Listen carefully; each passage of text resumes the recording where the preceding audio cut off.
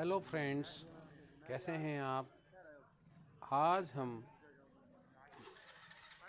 कृष्ण भक्त मीराबाई के दर्शन करने के लिए नागौर ज़िले में स्थित मेड़ता में हैं और यहाँ मीराबाई का मंदिर चार भुजानाथ का मंदिर है। आइए आज दर्शन लाभ करते हैं मेड़ता की मीराबाई का मंदिर। फ्रेंड्स, ये है चार भुजानाथ का मंदिर मेड़ता में, जहाँ कृष्ण भक्त मीराबाई का जन्म हुआ था कुड़की गांव में। कहा जाता है कि मेड़ता की मीराबाई बचपन से ही कृष्ण भक्ति में लीन हो गई। जब वह छोटी थी तो एक बार अन्य बच्चों के साथ वह एक बारात को जाते हुए देख रही थी, तो उन्होंने अपनी माँ से पूछा, माँ ये क्या है। उनका बेटा ये दूल्हा है।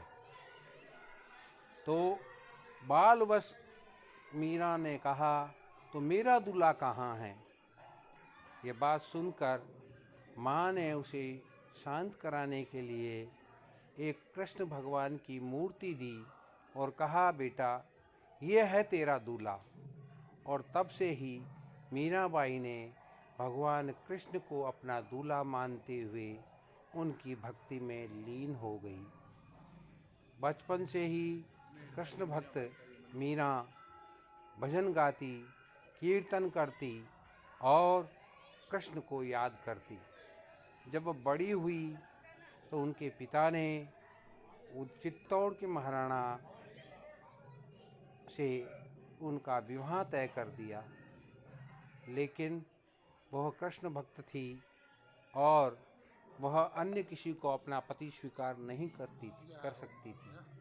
उसने शादी से मना किया, लेकिन उसके बाद भी उसकी शादी चित्तौड़ के महाराणा भोजराज से कर दी गई। ससुराल में भी मीरा कृष्ण भक्ति में लीन रहती। ये उनके ससुराल वालों को अच्छा नहीं लगता, लेकिन मीरा तो अपने पति के रूप में भगवान श्री कृष्ण को स्वीकार कर चुकी थी। कुछ अंतराल के बाद मीरा के पति भोजराज का स्वर्गवास हो गया और उसके बाद तो मीरा पर अत्याचार ससुराल में होने लगे। उन्होंने वृंदावन स्थित तुलसीदास जी को एक पत्र लिखा कि मुझे ससुराल में बहुत कष्ट है और मैं यहाँ आना चाहती हूँ। तो कृष्ण ने तुलसीदास जी ने उनको लिखा कि अगर कोई भगवान का भजन नहीं करता है तो वहाँ रहना उचित नहीं है। इस बीच महाराणा ने उनको जहर देकर एक बार एक टोकरी में नाग भेजकर, सर्प को भेजकर मारने का प्रयास किया, लेकिन उस फूलों की टोकरी में जो सांप भेजा गया था वो कृष्ण की मूर्ति बन गया। और उसके बाद फिर एक महाराणा ने उनको मारने के लिए जहर का प्याला भेजा। मीरा ने उस जहर के प्याले को भगवान श्री कृष्ण का चरणामृत मानकर पी लिया और उसका कुछ नहीं बिगड़ा।